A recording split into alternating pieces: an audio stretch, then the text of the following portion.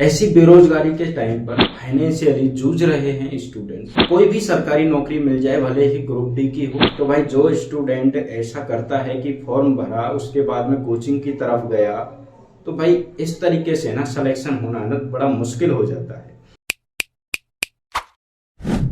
सपने भले ही ऊंचे रहते हैं और उनके प्रयास भी रहते हैं। मैं अपने इंस्टाग्राम पर एक रील डाला था जिसमें डाला था कि आपका ड्रीम क्या है, कौन सी जॉब का है। तो हजारों स्टूडेंट्स ने अपने अपने ड्रीम्स डाले हैं। हमें लोको पायलट बनना है, ट्रेन मैनेजर बनना है, स्टेशन मास्टर बनना है, टीटी बनना है, पुलिस में जाना है या फिर एसएससी में जाना है, बैंक में जाना है। इस प्रकार के जैसे जैसे उम्र निकलती जाती है, स्टूडेंट्स के सपने भी चेंज होते रहते हैं।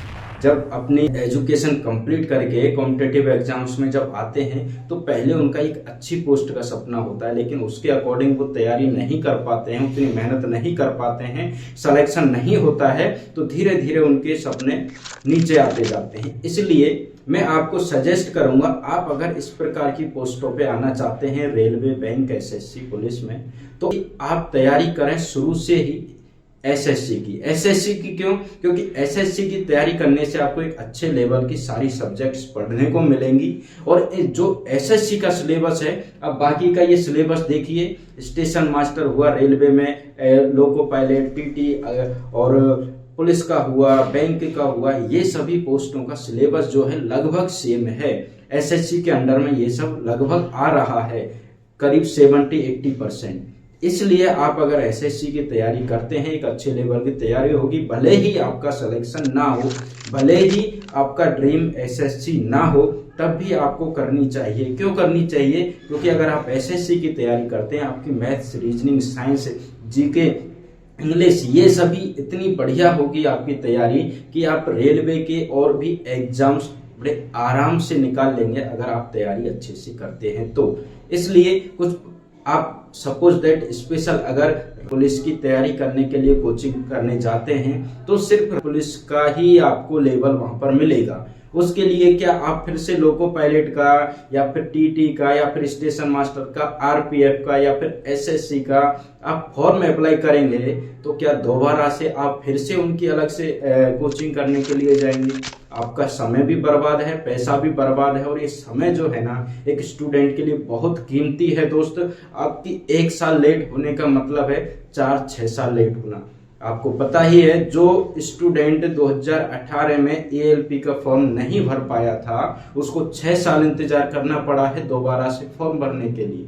इसको समझें, आप कैलकुलेट आपको करना पड़ेगा, अपना एजुकेशन क्या है, आपका सिलेबस क्या है, आपकी जो पढ़ने की जो क्षमता है, आपको इंटरेस्ट जिन सब्जेक्टों में है, वो कौन कौन सी सब्जेक्टें ऐसी हैं जो आपके अकॉर्डिंग जिस वैकेंसी का सिलेबस है उसकी तैयारी करने में आपको फायदा है।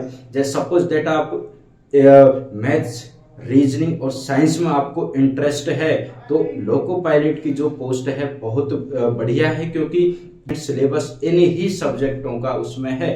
इसलिए आपको अपनी जो सब्जेक्ट हैं, जिनमें इंटरेस्ट है, जिनकी तैयारी आपकी अच्छी है, उन्हीं से रिलेटेड अगर आप तैयारी करते हैं तो आपके लिए बहुत अच्छा है।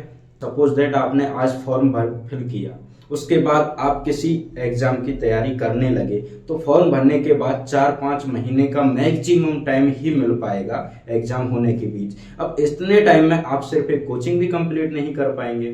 तो जब आप कोचिंग तक कंप्लीट नहीं कर पा रहे हैं इतने समय में, तो दोस्तों आप तैयारी कैसे आपकी कंप्लीट होगी? जबकि प्रोसेस ये है कि आप कोचिंग करेंगे, कोचिंग करने का मतलब है कि आपने सीखा है किसी चीज को, और सीखने के बाद को उस चीज की प्रैक्टिस करने के लिए आपको कम से कम 2 महीने तो चाहिए ही चाहिए। और जो प्रैक्टिस किया है और जो आपका एग्जाम होने वाला है, उसके सिलेबस के अकॉर्डिंग उसके प्रीवियस ईयर के क्वेश्चंस आपको निकालने पड़ेंगे।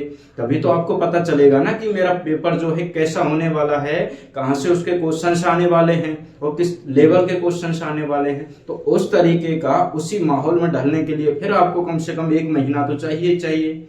यानी कि एग्जाम होने से 8-9 महीने पहले से उस एग्जाम की तैयारी होनी चाहिए, कम से कम है ये तो।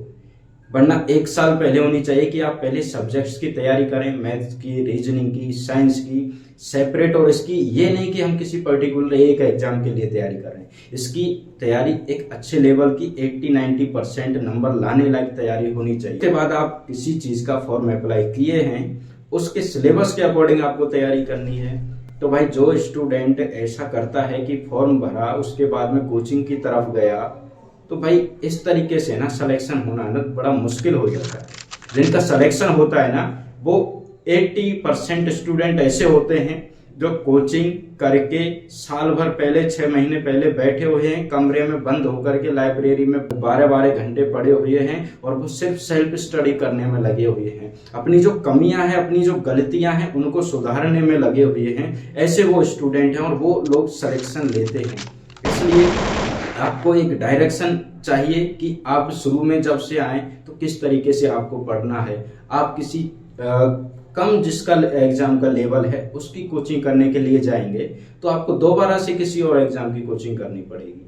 मेरा इस वीडियो का उद्देश्य यह था कि जो लोग पूछ रहे थे कि हम तैयारी किसकी करें, आप एसएससी की तैयारी कीजिए अगर इस डायरेक्शन में आप एग्जाम से देना चाह रहे हैं तो, क्योंकि इनका सिलेबस आपने सभी ने देखा ही है, लगभग मिलता जुलता हुआ है। आप एसएससी की तैयारी करेंगे उसके बाद इन सब की तैयारी आपकी ऑटोमेटिक हो जाएगी और उसकी सिर्फ बुक्स लेकर के फिर उनकी अलग से तैयारी आपको करनी है। बहुत बहुत धन्यवाद आपका वीडियो अंत तक देखने के लिए। मैं YouTube पर बहुत कम वीडियोस डाल पाता हूँ, इन सब चीज़ों के रील्स में डालता रहता हूँ, छोटी छोटी चीज़ों को एक एक बात को लेकर के। मेरे इंस्टाग्राम है the loco pilot central railway के नाम से या फिर अक्षय लोको पायलट के नाम से भी आप सर्च कर सकते हैं। वहां पर मेरी बहुत सी वीडियोज आपको मिल जाएंगी।